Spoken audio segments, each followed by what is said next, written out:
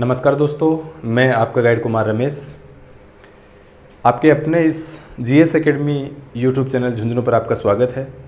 आज हम राजस्थान के लिए एक इम्पोर्टेंट टॉपिक की चर्चा करेंगे जो राजस्थान की हर एग्ज़ाम के लिए इम्पोर्टेंट है, चाहे राजस्थान पुलिस हो, पटवार हो, आपका ग्राम सेवक हो, और रीट के लिए भी इम्पोर्टेंट टॉपिक है हमारे लिए। तो राजस्थान में परिवहन की बात करेंगे तो राजस्थान में परिवहन की सबसे पहले अगर देखें तो परिवहन क्या होता है, किसी व्यक्ति, वस्तु और किसी भी संदेश को एक स्थान से दूसरे स्थान पर ले जाने की जो प्रोसेस है, प्रक्रिया जो है, उसी को अपन परिवहन बोलते हैं। और परिवहन को 3 भागों में डिवाइड किया जाता है, जैसे कि आपको दिख रहा है। एक आपका स्थल परिवहन होता है, एक आपका जल परिवहन होता है और एक वायु परिवहन होता है। और इनके भी सब पार्ट और बनाए गए हैं। जैसे स्थल परिवहन की बात करें तो स्थल परिवहन में 3 प्रकार का स्थल परिवहन है। एक आप रेल परिवहन होता है। रेल परिवहन के अलावा अगर बात करें तो एक सड़क परिवहन है, और सड़क परिवहन के अलावा एक पाइपलाइन परिवहन है। पाइपलाइन परिवहन, ऐसे करके स्थल परिवहन को अपन ने 3 भागों में डिवाइड किया है, जिसमें रेल परिवहन, सड़क परिवहन और पाइपलाइन परिवहन। जल परिवहन को भी 2 भागों में डिवाइड किया जाता है। जल परिवहन में एक अंतर्देशीय होता है, अंतर्देशीय जल परिवहन, और एक आपका होता है महासागरीय जल परिवहन। देखो, राजस्थान के संदर्भ में अगर देखा जाए तो राजस्थान में जल परिवहन का रोल है नहीं, क्योंकि राजस्थान में ना तो नदियों को इतनी ज़्यादा कनेक्टिविटी है, या महासागर भी राजस्थान के नज़दीक नहीं लगते हैं। तो जल परिवहन राजस्थान के लिए इतना इंपॉर्टेंट नहीं है, इसलिए इसको अपन ज़्यादा यहाँ पे नहीं पढ़ेंगे। एक होता है आपका वायु परिवहन। तो वायु परिवहन भी 2 तरह का होता है। एक आपकी वायु परिवहन में घरेलू वायु परिवहन होता है, घरेलू वायु परिवहन, और एक आपका वायु परिवहन में होता है अंतरराष्ट्रीय वायु परिवहन, अंतरराष्ट्रीय वायु परिवहन। ऐसे करके हमने इनके सब पार्ट और बना दिए। तो सबसे पहले देखा कि परिवहन जो है वो 3 भागों में बांटा गया, स्थल परिवहन, जल परिवहन और वायु परिवहन। स्थल परिवहन को 3 भागों में डिवाइड किया, रेल परिवहन, सड़क परिवहन और पाइपलाइन परिवहन। इसके अलावा जल परिवहन को अपन ने 2 भागों में डिवाइड किया, अंतर्देशीय और महासागरीय। और वायु परिवहन को हमने 2 भागों में डिवाइड किया। एक घरेलू वायु सेवा होती है जो भारत के अंदर ही वायु सेवा का कार्य करती है, और एक अंतर्राष्ट्रीय जो भारत के अन्य देशों के साथ जोड़ने का काम करती है। ऐसे करके वायु परिवहन और आपने जल परिवहन और स्थल परिवहन की बात की है। अब देखो, कई बार यहाँ से प्रश्न आ जाता है सीधा सीधा कि इनमें से परिवहन का सबसे सस्ता साधन कौन सा है। तो देखो, सबसे सस्ता साधन जो परिवहन का होता है वो तो जल के द्वारा होता है, यानी सबसे सस्ता परिवहन का साधन कौन सा है, जल। और जल के बाद में अगर बात करें तो सबसे सस्ता कौन सा होता है, रेल परिवहन होता है, और सबसे महंगा जो परिवहन का साधन है वो कौन सा है, वायु परिवहन। ठीक है, तो इस तरीके के प्रश्न भी एग्जाम में पूछे जाते हैं कि परिवहन का सबसे महंगा साधन कौन सा है, तो वो वायु परिवहन है। परिवहन का सबसे सस्ता साधन कौन सा है, वो आपका रेल परिवहन है। ठीक है, और सबसे सस्ता कौन सा है, जल परिवहन है, और रेल परिवहन भी सस्ता है। सड़क परिवहन जो है वो एक ऐसा साधन है जिसके द्वारा हर कनेक्टिविटी, यानी सबसे ज़्यादा कनेक्टिविटी अगर किसी के द्वारा की जा सकती है तो वो सड़कों के द्वारा की जा सकती है। इसलिए भारत में जब से भारत आज़ाद हुआ उसके बाद में भारत सबसे ज़्यादा अगर फोकस कर रहा है तो वो सड़क परिवहन पे कर रहा है, क्योंकि किसी भी स्थान को सड़क के द्वारा अगर जोड़ देंगे अपन तो वो स्थान ऑटोमेटिक डेवलप हो जाता है। कई बार संसद में चर्चा भी उठती है कि हर गांव, हर गली मोहल्ले को सड़कों के द्वारा जोड़ दिया जाए, तो वो कनेक्टिविटी वो शहर के साथ में अगर टच हो जाएंगे, शहर के साथ में वो जुड़ जाएंगे, तो उनका आवागमन होगा, तो संस्कृतियों का मिलन होगा, भाईचारे की भावना बढ़ेगी, और जो एक दूसरे के प्रति, एक दूसरे को लेकर किसी प्रकार का विरोध होता है वो भी आमने सामने जब मिलेंगे तो वो भी इनमें दूर होगा। इसलिए सड़कों का जाल बिछाकर एक नेटवर्क डेवलप किया जा रहा है ताकि हर चीज़ को ज़्यादा से ज़्यादा फास्ट एक स्थान से दूसरे स्थान पे पहुंचाया जा सके। जैसे कि पुराने टाइम में अगर देखें तो पुराने टाइम में जो परिवहन का इतना ज़्यादा साधन न होने की वजह से और एक स्थान से दूसरे स्थान पे पहुंचने की इतनी पावरफुल टेक्नोलॉजी हमारे पास में नहीं थी। आज जैसे मान लो यहाँ पे झुंझुनू के अंदर कोई दूध बेच रहा है तो वो दूध की सप्लाई अपनी दिल्ली तक करके आता है। कारण क्या है? क्योंकि सड़कों का एक नेटवर्क हो गया, और नेटवर्क हो गया तो उसकी सप्लाई भी क्या हो गई, ज़्यादा दूर तक हो गई। पहले जो कम समय में ख़राब होने वाली चीज़ें थी उनकी सप्लाई दूर तक हम नहीं कर सकते थे, लेकिन आज के टाइम में उन सब की सप्लाई अपन दूर तक कर सकते हैं, कारण इन नेटवर्क की वजह से, इस डेवलपमेंट की वजह से, और ये सारी चीज़ें संभव हो पाई। इसलिए हमारे लिए सारे पॉइंट इंपॉर्टेंट है परिवहन के, जो भी चीज़ें हैं। तो हम स्थल परिवहन पे ज़्यादा फोकस करेंगे, रेल परिवहन, सड़क परिवहन और पाइपलाइन परिवहन। देखो पाइपलाइन परिवहन शायद राजस्थान के लिए इतना हमारे लिए इम्पोर्टेंट नहीं है, क्योंकि इसमें गैसों और पेट्रोलियम का जो है वो इसके द्वारा पहुंचाया जाता है एक स्थान से दूसरे स्थान पे। तो हमारे लिए ज़्यादा इम्पोर्टेंट यहाँ पे आपको एक तो रेल परिवहन के बारे में बात करनी है, एक सड़क परिवहन के बारे में बात करनी है, और एक राजस्थान के लिए जो इम्पोर्टेंट है वो कौन सा परिवहन पढ़ना है, आपको वायु परिवहन पढ़ना है। तो 3 परिवहन हमारे लिए ज़्यादा इंपॉर्टेंट है। तो सबसे पहले अपन इन स्थल परिवहन में से बात कर लेते हैं। सबसे पहले हम बात करेंगे किसकी, रेल परिवहन की। ठीक है, तो आइए रेल परिवहन को अपन थोड़ा सा विस्तार से समझते हैं कि आखिर राजस्थान में रेलवे का सिस्टम क्या है और रेल परिवहन राजस्थान में कैसे डेवलप हुआ और आज रेलवे कहाँ तक पहुँचा है। तो सबसे पहले अपन बात करते हैं रेल परिवहन की। देखो रेल परिवहन अगर विश्व में शुरुआत देखें तो रेल परिवहन की विश्व में शुरुआत हो गई थी 1829, और ये शुरुआत हुई थी कहाँ से, लंदन। और लंदन कहाँ पे पड़ता है, इंग्लैंड। ठीक है, तो विश्व में सबसे पहले रेलवे की शुरुआत कहाँ से मानी जाती है, इंग्लैंड से, लंदन से मानी जाती है 1829 में। यानी विश्व में सबसे पहले रेल का संचालन जो हुआ है वो कौन से देश में हुआ है, लंदन इंग्लैंड में हुआ है 1829। और लंदन इंग्लैंड में ये जो शुरुआत हुई, और आपको पता ही है कि भारत के ऊपर राज कौन कर रहा था, अंग्रेजी राज कर रहे थे। इसलिए जो भी कुछ वहाँ पे उद्योग वगैरह डेवलप हो रहे थे उन्हीं की तर्ज पे भारत में वो डेवलपमेंट लगातार कर रहे थे। इसलिए कहीं ना कहीं भारत को फ़ायदा भी है कि जो भी नए एक्सपेरिमेंट थे वो अंग्रेज़ों के द्वारा यहाँ पे किए गए, और धीरे धीरे हमने भी उस टेक्नोलॉजी को सीखा, और आज भारत उसी टेक्नोलॉजी का उपयोग करके लगातार आगे बढ़ रहा है। तो अंग्रेज़ों से कहीं ना कहीं हमें नुकसान था, तो कहीं ना कहीं कुछ फ़ायदा भी हुआ है, क्योंकि बहुत सारी टेक्नोलॉजी है अंतर्राष्ट्रीय देशों के साथ में, जो भी विदेशों के साथ में हमारे संबंध जो हैं वो उन्हीं की वजह से हम सारी चीज़ें सीख पाए। ठीक है, तो अंग्रेज़ कहीं ना कहीं हमारे लिए फ़ायदा ही पहुँचा गए, हालांकि नुकसान उन्होंने थोड़ा ज़्यादा किया है, लेकिन फ़ायदा भी बहुत कुछ करके गए हैं। तो इंग्लैंड में सबसे पहले शुरुआत हुई थी। अब बात करें भारत में, तो भारत में सबसे पहले रेलवे का संचालन हुआ था 16 अप्रैल 1853 को। और 16 अप्रैल 1853 को जो शुरुआत हुई थी वो हुई थी आपकी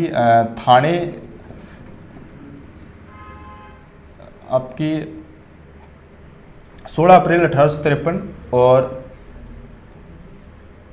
मुंबई से ठाणे के बीच में ये शुरुआत हुई थी आपकी 34 किलोमीटर की दूरी थी। और ये मुंबई से ठाणे के बीच में जो शुरुआत थी, ये 34 किलोमीटर की दूरी में सबसे पहले भारत में रेलवे का संचालन हुआ था। तो ये अपने भारत की बात की है। अब बात करते हैं राजस्थान की। राजस्थान में रेलवे, तो राजस्थान में रेलवे का संचालन हुआ था 1874 में, और राजस्थान में आगरा फोर्ट से और बांदीकुई दौसा, ये रेलवे का संचालन हुआ था।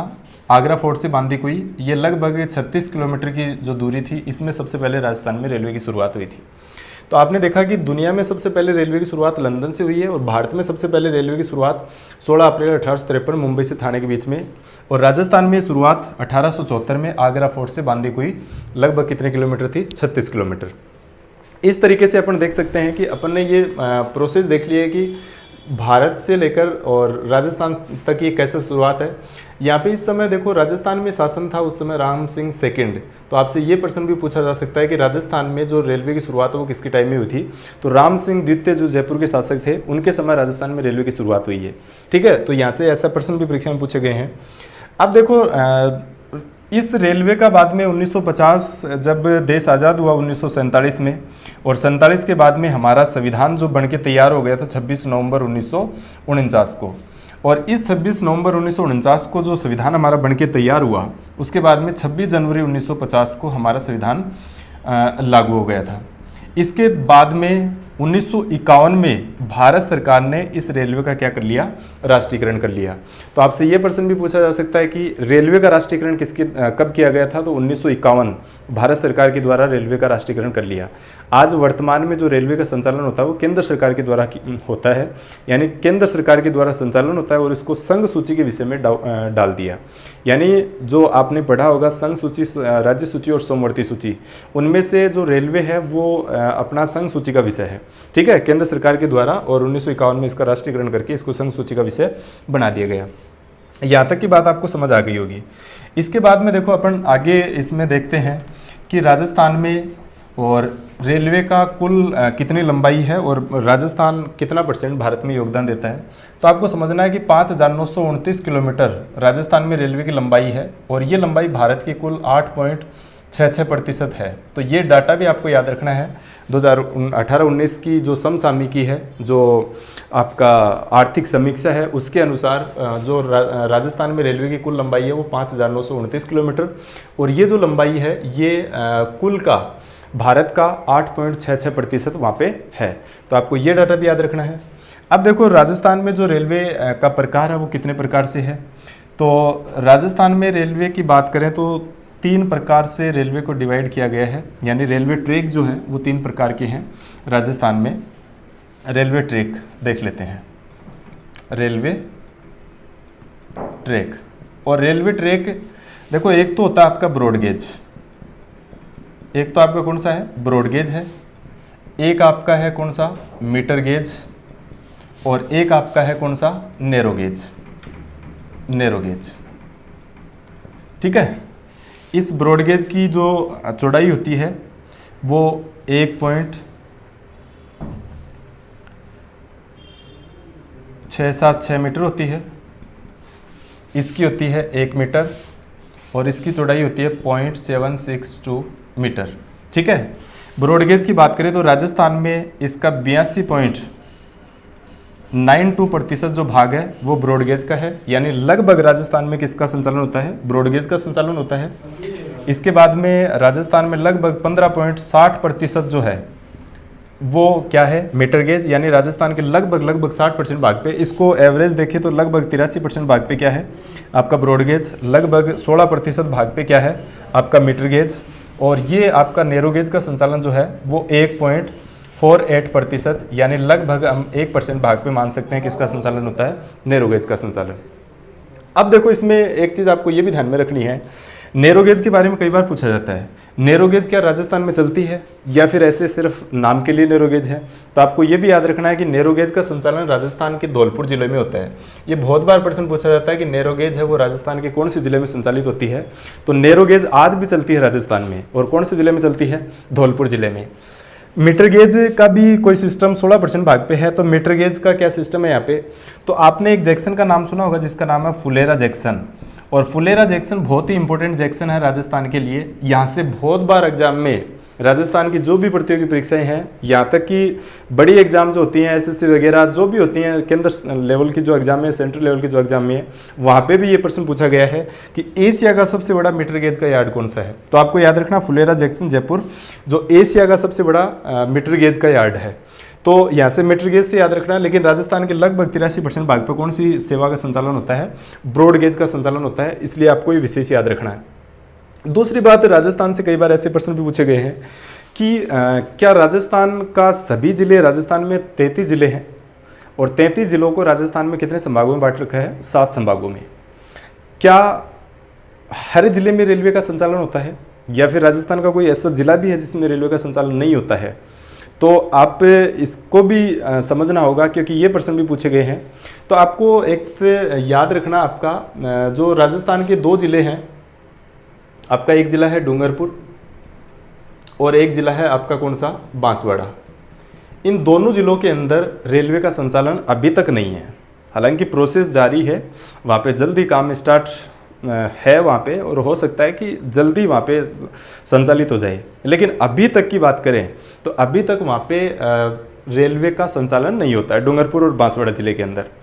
दूसरी बात, एक प्रश्न और पूछा जाता है कि राजस्थान के ऐसे कितने जिला मुख्यालय हैं जहाँ से रेल नहीं गुजरती है। तो देखो जिला मुख्यालय की बात करें तो एक तो आपका जो करौली है, करौली जिला मुख्यालय, एक आपका टोंक जिला मुख्यालय, एक आपका जो सिरोही जिला मुख्यालय है। इन जिला मुख्यालय से होकर रेलवे नहीं गुजरती है।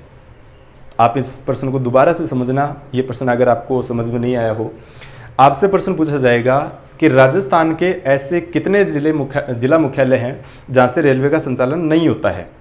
तो जिला मुख्यालय की बात करें तो आपको 5 वहाँ पे याद रखने हैं।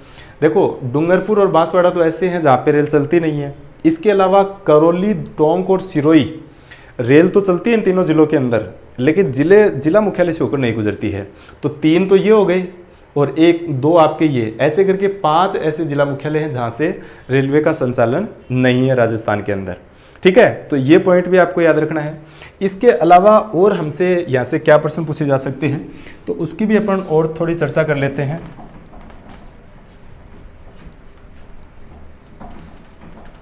एक देखो, राजस्थान में जो पर्यटन से संबंधित, यानी राजस्थान में पर्यटन को बढ़ावा देने के लिए, क्योंकि पर्यटन के बारे में आप जानते हो कि विदेशी आय का सबसे अच्छा स्रोत राजस्थान में अगर किसी को माना जाता है तो वो है पर्यटन, क्योंकि पर्यटन के द्वारा डायरेक्ट इनकम होती है और वो सीधा सीधा पैसा पर्यटन विभाग को जाता है, जिससे हमारी ग्रोथ होती है देश स्टेट की। तो पर्यटन हमारे लिए इम्पोर्टेंट है। तो पर्यटन को बढ़ावा देने के लिए राजस्थान में कुछ आपकी रेल सेवाओं का संचालन किया जाता है। तो पर्यटन से संबंधित हमारी रेल परियोजना कौन कौन सी है, तो पर्यटन से संबंधित रेलवे की अगर बात करें कौन कौन सी ट्रेनें चलाई गई हैं, तो एक तो चलाई गई थी palace on wheels.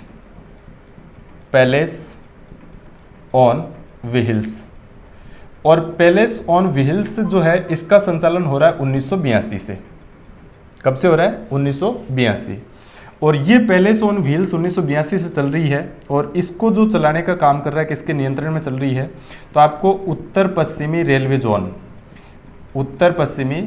Zone, Rajasthan में एक ही तो रेलवे जोन है, उत्तर पश्चिमी रेलवे जोन, जिसका मुख्यालय कहाँ पे है? जयपुर के अंदर, प्लस आरटीडीसी, राजस्थान पर्यटन निगम कॉरपोरेशन जो है, राजस्थान पर्यटन से संबंधित जो विभाग है, तो आरटीडीसी और उत्तर पश्चिमी रेलवे, इन दोनों के प्रयासों से चल रही है पैलेस ऑन व्हील्स, जिसका संचालन 1982।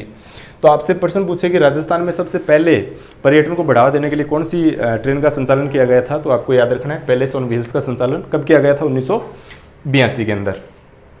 क्या और भी चल रही हैं? तो और भी चल रही हैं। एक है फेरी क्वीन।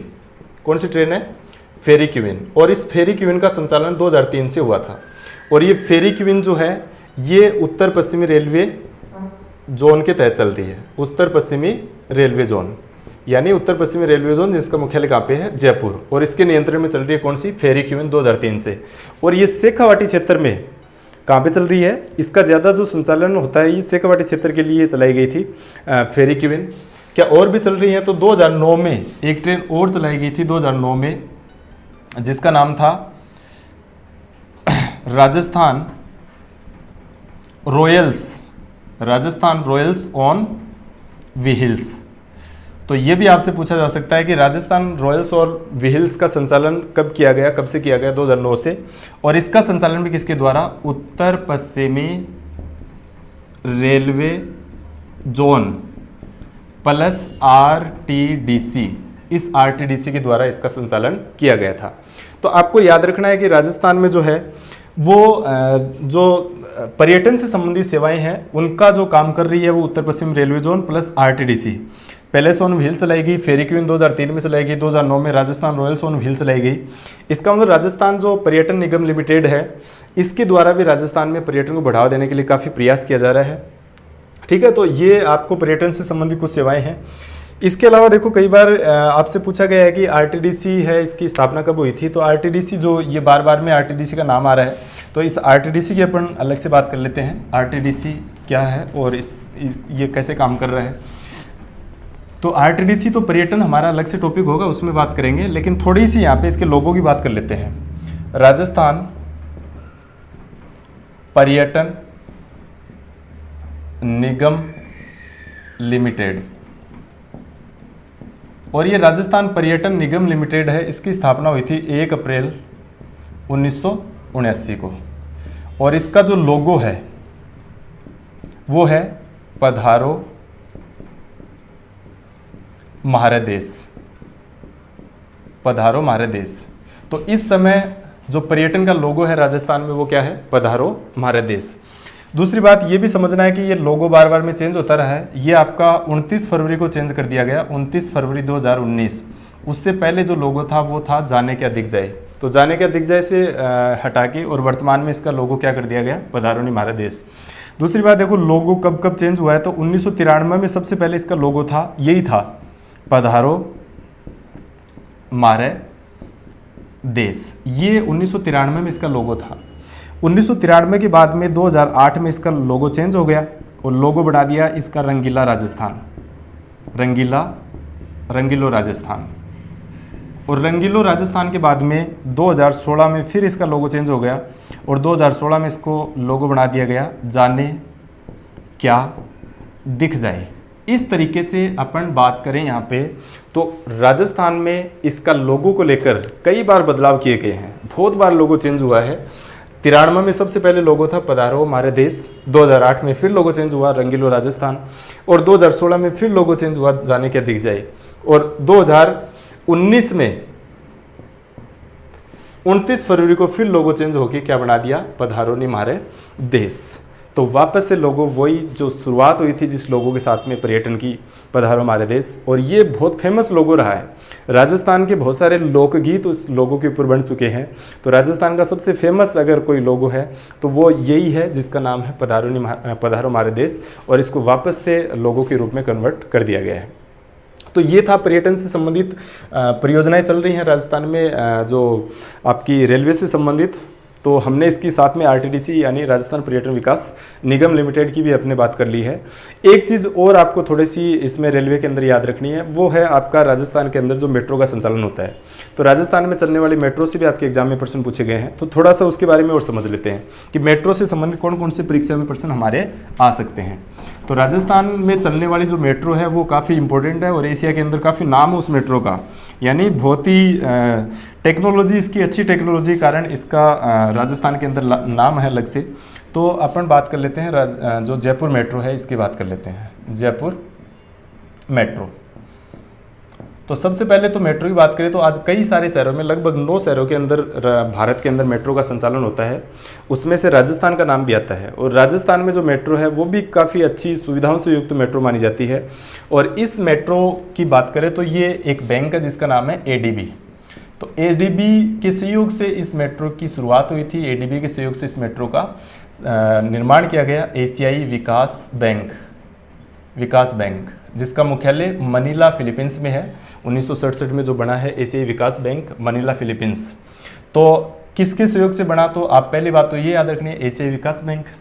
इसके बाद में जयपुर मेट्रो की जो शुरुआत है वो इसका शिलान्यास है वो कब किया गया था, शिलान्यास। तो शिलान्यास हुआ था इसका 14 फरवरी को, 14 फरवरी 2011। तो आपको याद रखना शिलान्यास कब हुआ था, 14 फरवरी 2011। उसके बाद में इसका जो उद्घाटन है वो कब हुआ था, यानी सब रेलवे की शुरुआत कब हो गई थी, तो 3 जून को शुरुआत हो गई थी, 3 जून 2015 को। तो रेलवे का राजस्थान में लगभग 4 साल में इसका निर्माण कार्य पूरा हुआ और 2015 में 3 जून 2015 को इसकी शुरुआत हो गई। ये जो मेट्रो है ये कहाँ से कहाँ तक है, तो आपने नाम सुना है चांदपोल का। ये चांदपोल से चलती है और चांदपोल से लेकर ये कहाँ तक जाती है, मानसरोवर तक जाती है। लगभग इसकी लंबाई है 36.66 किलोमीटर और 2.44 किलोमीटर जो लंबाई है इसकी वो भूमिगत लंबाई है, भूमिगत है।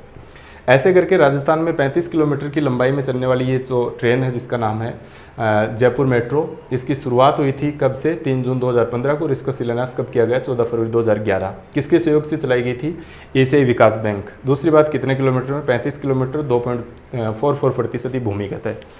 इसका और भी निर्माण कार्य चल रहा है। आपने छोटी चौपड़ और बड़ी चौपड़ का नाम सुना होगा। तो छोटी चौपड़ और बड़ी चौपड़ में लगभग 2 कुछ किलोमीटर इसको और बढ़ाया जा रहा है, ठीक है। तो ऐसे करके अभी इसके 9 स्टेशन हैं और धीरे धीरे और बढ़ जाएंगे और लगातार हो सकता है कि और काफ़ी समय के बाद में इसका और तेज़ी से निर्माण कार्य चालू हो और भी शहर इससे कनेक्ट हो जाएं, लेकिन अभी तक यहाँ तक है, ठीक है। तो अभी आपने समझा कि राजस्थान में परिवहन में अपन ने पहले परिवहन की बात की है जिसको बोलते हैं आप रेल परिवहन। तो रेल परिवहन में एक क्रम से अपन ने देख लिया सारी चीज़ें। ज़रूर आपको समझ में आ रही होंगी चीज़ें। आपको कैसा लगा ये प्रयास, आपको समझ में आ रहा है सब कुछ, तो आप कमेंट करके आप ज़रूर बताएं कि ये चीज़ें आपको कैसी लग रही है और इससे आपको कितना फ़ायदा हो पा रहा है। आगे अपन बात करेंगे सड़क परिवहन को लेकर भी। तो सड़क परिवहन में थोड़ी बहुत चर्चा अपन कर लेते हैं, सामान्य से चर्चा कर लेते हैं सड़क परिवहन में। दूसरा परिवहन का प्रकार है सड़क परिवहन। एक सेकंड। देखो सड़कों के बारे में अपन बात करें,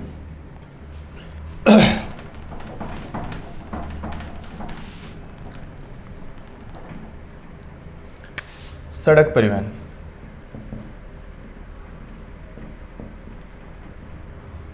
तो भारत में देखो 1540 ईस्वी में एक व्यक्ति है जिसका नाम है शेरशाह सूरी। शेरशाह सूरी, और शेरशाह सूरी ने एक जगह है जिसका नाम है ढाका, और ये ढाका कहाँ पे पड़ता है? बांग्लादेश।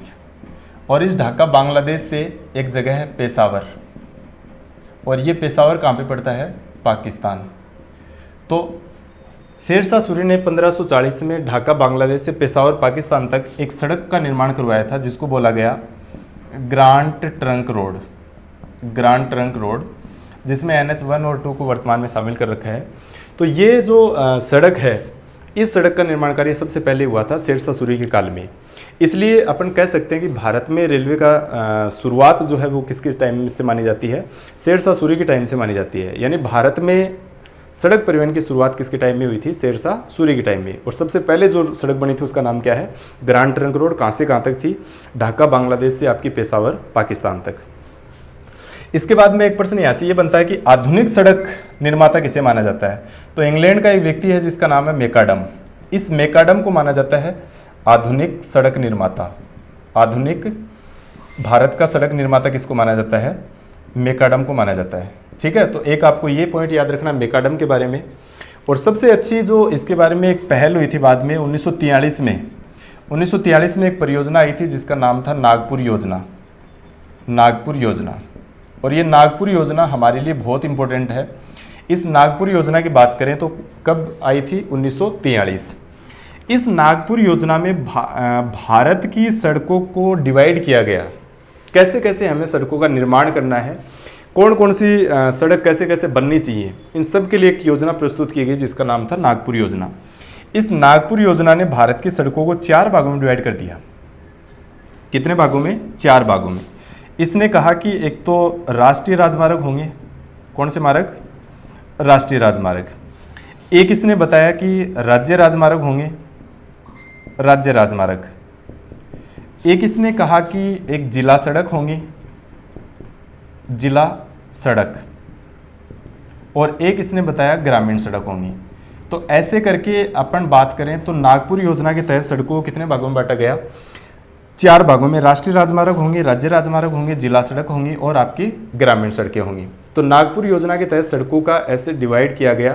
तो इस डिवाइड को भी आप याद रखना है कि नागपुर योजना के तहत सड़कों को कितने भागों में बांटा गया? 4 भागों में। राष्ट्रीय राजमार्ग, राज्य राजमार्ग, जिला सड़क और ग्रामीण सड़क। अब देखो बात अपन ये करते हैं कि क्या वर्तमान में राजस्थान में 4 ही प्रकार की सड़कें हैं? क्या भारत में 4 ही प्रकार का सड़क परिवहन है या इसके अलावा भी है? तो इस नागपुर योजना के तहत 4 बातें बताई गई, लेकिन वर्तमान में राजस्थान में 4 नहीं है। राजस्थान में वर्तमान में 6 प्रकार की सड़कें पाई जाती हैं। तो राजस्थान में 6 प्रकार की सड़कें पाई जाती हैं, तो वो कौन कौन से प्रकार हैं उनको और समझ लेते हैं। देखो राजस्थान में सड़कों की बात करें तो राजस्थान में सड़क जो है उनको कितने भागों में बांटा गया है? 6 भागों में। राजस्थान में सड़क परिवहन, तो राजस्थान में देखो ऐसे डिवाइड किया गया है। एक आपके होंगे एक्सप्रेस वे, एक आपके होंगे, ये यहाँ पे लिख देता हूँ मैं 6 प्रकार। एक आपके होंगे राष्ट्रीय राजमार्ग, एक आपके होंगे राज्य राजमार्ग, एक आपकी मुख्य जिला सड़क होगी, मुख्य जिला सड़क, और एक आपकी होगी अन्य जिला सड़क, अन्य जिला सड़क, और एक आपकी होगी ग्रामीण सड़क। ऐसे करके राजस्थान में जो है वो सड़क कितने प्रकार की हैं? 6 प्रकार की। एक्सप्रेस वे, राष्ट्रीय राजमार्ग, राज्य राजमार्ग, मुख्य जिला सड़क, अन्य जिला सड़क और ग्रामीण सड़क। ठीक है, तो राजस्थान में कितने प्रकार का परिवहन? 6 प्रकार से। अब देखो राजस्थान में जो एक्सप्रेस वे है ये कितने हैं, तो आपको याद रखना राजस्थान में एक्सप्रेस वे की संख्या कितनी है, एक ही है। यानी राजस्थान में एक्सप्रेस वे कितने हैं, एक। और आपको पता होगा राष्ट्रीय राजमार्ग जो हैं उन्हीं को एक्सप्रेस वे में कन्वर्ट किया जाता है, क्योंकि राष्ट्रीय राजमार्ग पे अगर परिवहन ज़्यादा हो जाए, उस पर लोड बढ़ जाए, उस पर अगर भार बढ़ जाए, तो उसी राष्ट्रीय राजमार्ग को 6 लाइन से 8 लाइन के तहत उसको बड़ा कर दिया जाता है, उसी को अपन क्या बोल देते हैं, एक्सप्रेस वे। और राजस्थान में जो एक एक्सप्रेस वे है वो जयपुर गुड़गांव वाला एक्सप्रेस वे है। तो राजस्थान में सिर्फ एक्सप्रेस वे की संख्या कितनी है, एक है, ठीक है। और एक्सप्रेस वे कौन से होते हैं, राष्ट्रीय राजमार्गों पे से यातायात को भार को कम करने के लिए जो बनाए जाते हैं वो एक्सप्रेस वे होते हैं। और राजस्थान में एक एक्सप्रेस वे है। और आपको पता होगा NH8 जो है राजस्थान में, इस NH8 को भी वर्तमान में इसको चेंज कर दिया, इसका नाम चेंज कर दिया गया है, इसको 2 भागों में डिवाइड कर दिया आजकल, NH48 बना दिया इसका, एक तो NH48 बना दिया और एक आपका बना दिया NH58, ऐसे 2 भागों में इसको डिवाइड कर दिया। आगे अपन समझेंगे कैसे कैसे इसको डिवाइड किया गया है। तो जो NH8 है उसी को कन्वर्ट किया गया राजस्थान में, किसमें, एक्सप्रेस वे में, जो आपका जयपुर और गुड़गांव वाले जो है आपका राष्ट्रीय राजमार्ग उसी में आता है, ठीक है। राष्ट्रीय राजमार्गों की बात करें तो राजस्थान में राष्ट्रीय राजमार्गों की संख्या वर्तमान में कितनी है, 47। अगर राज्य राजमार्गों की बात करें तो राज्य राजमार्गों की संख्या राजस्थान में कितनी है, 163 है। और जिला सड़कों की बात करें तो 180 हैं। बाकी ये अन्य जिला सड़कें और ग्रामीण सड़कों का निर्माण कार्य चलता रहता है, इसलिए इनकी कोई काउंटिंग हमारे पास में है नहीं। तो आपको याद रखना एक्सप्रेस वे कितने हैं, एक, राष्ट्रीय राजमार्ग 47, राज्य राजमार्ग 163, मुख्य जिला सड़क कितनी है, 180, अन्य जिला सड़कें और ग्रामीण सड़कें लगातार चलती रहती हैं। अब देखो कई बार इनके कलर को लेकर भी प्रश्न पूछे गए हैं कि इनका कलर कैसे पता चले हमें कि ये हम राष्ट्रीय राजमार्ग पे चल रहे हैं या फिर हम राज्य राजमार्ग पे चल रहे हैं या फिर हम ग्रामीण सड़क के ऊपर हैं या फिर जिला सड़क के ऊपर हैं, इस बात का कैसे आइडिया हो, कैसे हमें पता लगे। तो देखो आपने देखा होगा एक पत्थर होता है ऐसा, और इस पत्थर के ऊपर यहाँ पे कलर होता है, ये कलर, ये ऐसा पत्थर है और इसके ऊपर यहाँ पे कलर करके रखते हैं, ठीक है। और इस कलर के द्वारा ही पहचाना जाता है कि ये राज्य राजमार्ग है, ग्रामीण सड़क है, राष्ट्रीय राजमार्ग है, एक्सप्रेस वे है या फिर क्या है। तो कैसे हमें पता लगे, तो ये कलर भी आपको याद रखने हैं। देखो ग्रामीण जो सड़क होगी उसका जो कलर होगा पत्थर का, उसका रंग होगा कैसा, लाल। जो शहरी सड़क होगी यानी जिला सड़क होगी उसका कलर कैसा होगा, काला। तो शहरी में अन्य जिला सड़क भी हो चाहे मुख्य जिला सड़क भी हो, दोनों का रंग कैसा होगा, काला रंग होगा। राज्य राजमार्ग होंगे उनका जो पत्थर का रंग होगा वो कैसा होगा, हरा होगा। और राष्ट्रीय राजमार्ग का जो पत्थर का रंग होगा वो कैसा होगा, पीला होगा। और एक्सप्रेस वे भी राष्ट्रीय राजमार्ग को कन्वर्ट किया जाता है, इसलिए इसका कलर भी आपको कैसे याद रखना है, पीला कलर का होता है, ठीक है। तो आपने देखा कि एक्सप्रेस वे और राष्ट्रीय राजमार्ग जो है उसका रंग कैसा होता है, पीला होता है। जो राज्य राजमार्ग है उसका कैसा होता है, हरा होता है। और मुख्य जिला सड़कों का जो होता है वो कैसा होता है, ब्लैक, काला। और जो ग्रामीण सड़क होती है उनका जो पत्थर का रंग होता है वो कैसा होता है, लाल रंग होता है, ठीक है। तो इस तरीके से आपने देखा कि राजस्थान में जो सड़क है वो 6 प्रकार से होता है, एक्सप्रेस वे है, राष्ट्रीय राजमार्ग है, राज्य राजमार्ग है, मुख्य जिला सड़क है, अन्य जिला सड़कें और ग्रामीण सड़कें हैं, ठीक है। तो ये डाटा आपको याद रखने हैं, प्लस कितने कितने हैं ये संख्या में आपको याद रखनी है। इसके अलावा अपन बात करें तो सबसे पहले अपन जान लेते हैं इसको NH8 को समझ लेते हैं, जिसको एक्सप्रेस वे भी बनाया गया है। NH8 कहाँ से कहाँ जाता है और इसकी क्या विशेषता है और इसको वर्तमान में कैसे कन्वर्ट किया गया है, ठीक है। तो अपन देखते हैं NH8 को ही देख लेते हैं।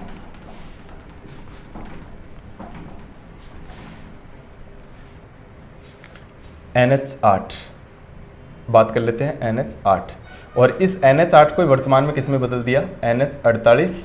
और इसी को NH48 यानी NH8 को 2 भागों में डिवाइड कर दिया, एक NH8 बना दिया और एक कौन सा बना दिया, NH48 बना दिया। तो सबसे पहले तो NH8 देख लेते हैं, बाद में बदलाव जो इसमें क्या किया गया उसके बारे में चर्चा करते हैं, ठीक है। NH8 ये मान लो अपना राजस्थान है। सबसे पहले देखते हैं राजस्थान, ये राजस्थान मानो आप, यहाँ पे है आपका दिल्ली, ये है आपका दिल्ली। और दिल्ली से जो NH आता है वो आता है आपका अलवर। दिल्ली से राजस्थान में कहाँ पे आ गया, अलवर। अलवर से आपका जयपुर, जयपुर से आपका अजमेर, अजमेर से राजसमंद, राजसमंद से उदयपुर, उदयपुर से डूंगरपुर, और डूंगरपुर होता हुआ ये कहाँ पे जाता है, मुंबई को। और इसको नाम दिया गया है NH8। ये था हमारा NH8 जो आपका कहाँ से, अलवर, एक आपका जयपुर, अजमेर, राजसमंद, उदयपुर और एक आपका डूंगरपुर, ऐसे गुजरता था। तो पहली बात तो आपको ये समझना है कि NH8 राजस्थान के 6 जिलों से गुजरता है। कहाँ से कहाँ तक जाता है, मुंबई को, दिल्ली को मुंबई के साथ में जोड़ता है। इसके अलावा आपने पढ़ा है कि राजस्थान के बीचों बीच यहाँ पे अरावली है, तो अरावली के लगभग समानांतर गुजरने वाला NH कौन सा है, तो भी आपको करना है NH8।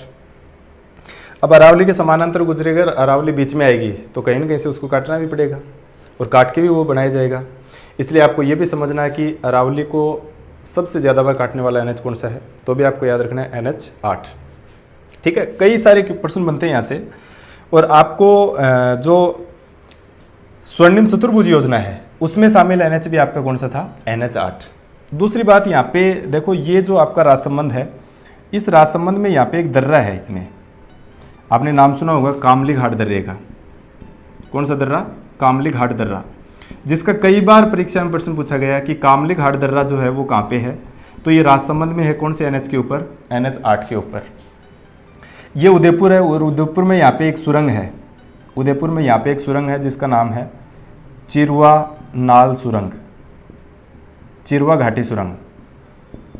और ये चिरवा घाटी सुरंग है, ये आपके उदयपुर में है, और इसी से होकर NH8 गुजरता है। इसलिए ये भी बेसिक सी बातें आपको याद रखनी है कि NH8 है वो दिल्ली को किसके साथ में कनेक्ट करता है, मुंबई के साथ में कनेक्ट करता है, अरावली को सबसे ज़्यादा बार काटता है, अरावली के लगभग समानांतर गुजरता है, राजस्थान के लगभग बीचों बीच से गुजरता है। ये सारी बातें आपको याद रखनी है। कौन सी यहाँ पे सुरंग गुजरती है, तो कामली घाट जो दर्रा है राजसमंद में, वो भी NH8 पे स्थित है। आपकी चिरवा घाटी जो सुरंग है उदयपुर के अंदर, वो भी कौन से NH पे है, NH8 पे। यहाँ तक की चीज़ें आपको समझ आई होगी। अब बात की है कि जो NH8 था, इस NH8 को वर्तमान में किस में बदल दिया, NH48, और इसी को किस में बदल दिया, NH58। इसका मतलब इसको अलग अलग जगह से गुजार के और इसके 2 नाम कर दिए गए वर्तमान में, एक NH48 कर दिया और एक इसका नाम क्या कर दिया, NH58। इसका मतलब जो NH8 था उसका ही बदला हुआ और थोड़ा बहुत चेंज करके उसके नाम वर्तमान में परिवर्तित कर दिए गए। तो NH48 अगर किया गया तो इसको कहाँ से गुजारा गया है, ये भी थोड़ा देख लेते हैं। यही मान लो, यही आपने पढ़ा है अभी, ये आपका है, दिख रहा होगा सही, ये राजस्थान मान लो, अभी समझा आपने राजस्थान को, ये राजस्थान मान लो, ये आपने दिल्ली, यहाँ पे दिल्ली अभी देखा है, ये मान लो दिल्ली, और दिल्ली के बाद में सीधा आता है कहाँ पे, आपका अलवर, अलवर से जाता है कहाँ पे, जयपुर, जयपुर से जाता है कहाँ पे, अजमेर, अजमेर से फिर इसको टर्न करवा के यहाँ पे भीलवाड़ा की तरफ लाया गया है, भीलवाड़ा से इसको पहुँचा दिया कहाँ पे, चित्तौड़गढ़, और चित्तौड़गढ़ से ये आ गया कहाँ पे, डूंगरपुर, और उसके बाद में कहाँ पे चला गया, मुंबई को चला गया। इसका मतलब राजस्थान में अभी ये कहाँ से गुजरता है, ये अलवर, आपका जयपुर, आपका अजमेर, आपका भीलवाड़ा, आपका चित्तौड़गढ़ और आपका डूंगरपुर। इसका मतलब पहले से थोड़ा सा इसको कन्वर्ट करके डाइवर्ट कर दिया गया है। तो अलवर, जयपुर, अजमेर, भीलवाड़ा, चित्तौड़गढ़ और डूंगरपुर होते हुए कहाँ तक जाता है, ये मुंबई है, यहाँ पे मुंबई को जाता है। इसका मतलब दिल्ली से मुंबई को जाता है, और ये भी अरावली के समानांतर गुजरता है, अरावली को ज़्यादा बारी काटता है। और ये आपने सुना होगा जो स्वर्णिम चतुर्भुज योजना है, जिसमें पहले NH शामिल था, कौन सा, NH8, तो वर्तमान में कौन सा NH शामिल होगा, NH48। एक आपने दिल्ली मुंबई इंडस्ट्रियल कॉरिडोर का नाम सुना होगा, दिल्ली मुंबई इंडस्ट्रियल कॉरिडोर, उसमें कौन सा NH शामिल है? तो उसमें भी आपको याद रखना है कौन सा NH शामिल है, NH48। तो इसको नाम दिया गया है NH48। तो ये NH8 को बदल के हमने क्या बना दिया इसको, NH48, और थोड़ा बहुत इसमें संशोधन किया गया है। और इसी संशोधन के साथ में NH48 जो काफ़ी इंपॉर्टेंट NH है हमारे लिए। भारत का सबसे व्यस्ततम राष्ट्रीय राजमार्गों की बात करें तो व्यस्ततम सबसे पहले कौन सा था, NH8।